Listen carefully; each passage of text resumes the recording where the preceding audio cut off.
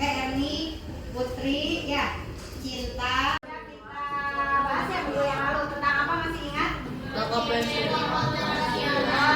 Ada yang masih ingat apa itu berpikir komputasional atau computational thinking?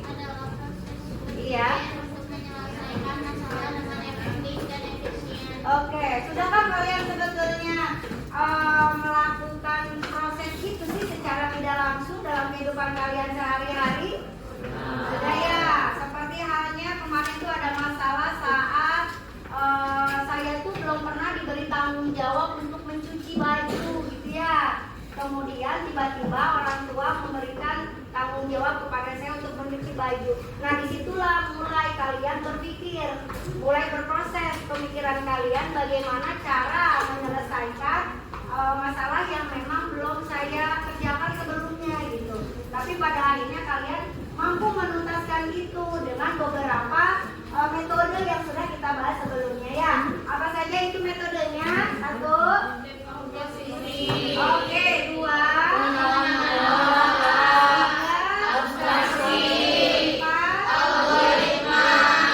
Jadi secara tidak langsung sebetulnya kalian sudah memiliki pola berpikir seperti komputer gitu ya. Secara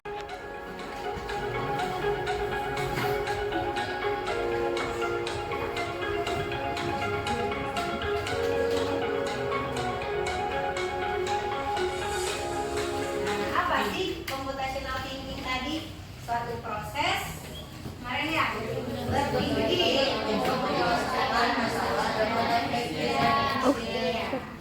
Adapun makna lain daripada computational thinking itu bagaimana kemampuan kita dalam berpikir dengan memanfaatkan teknologi atau komputer sebagai alat bantu juga masuk ke dalam makna daripada computational thinking. Jadi di sini maksudnya adalah bagaimana pola pikir kalian sebetulnya sudah berdasarkan komputasional, berdasarkan komputer tadi gitu. Karena kalau di dalam komputer kan mereka sudah punya pola dan keteraturan. Nah, kalian pun sebetulnya secara tidak langsung kalian pun sudah melakukan proses berdasarkan komputer gitu. Paham nggak maksudnya?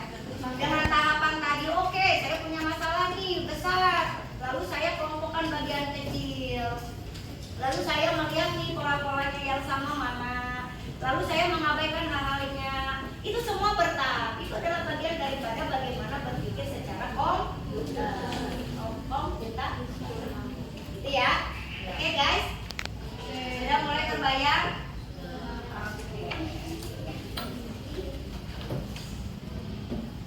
Lanjut.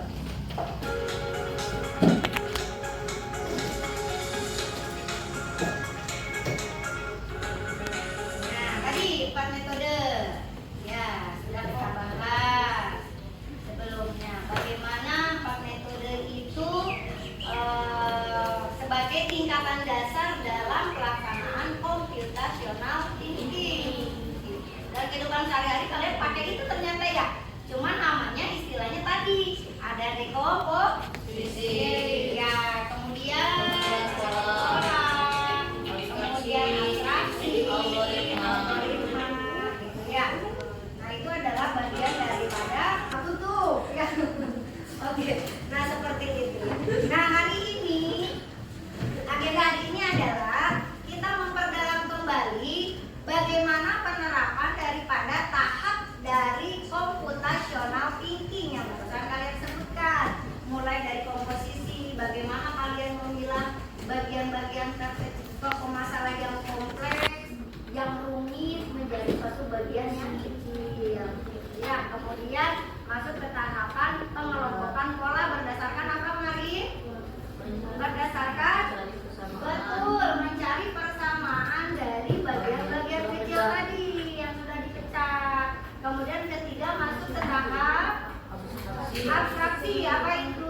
Fokus pada materi yang penting saja, yang tidak perlu kita pikirkan kita abaikan. Yang terakhir algoritma. Apa itu? Buat ya. Kalian menyusun langkah-langkah dalam menyelesaikan masalah yang tadi. Nah hari ini agendanya itu nanti kita berkelompok, kalian dibentuk 5 kelompok berdasarkan jadwal weekend saja. Kemudian nanti kalian akan perwakilan tiap kelompok untuk maju ke depan memilih kasus apa sih yang akan saya pecahkan berdasarkan 4 metode tadi, gitu ya. Nah nama gamesnya ini disebutnya detektif masalah. Bagaimana kalian menganalisa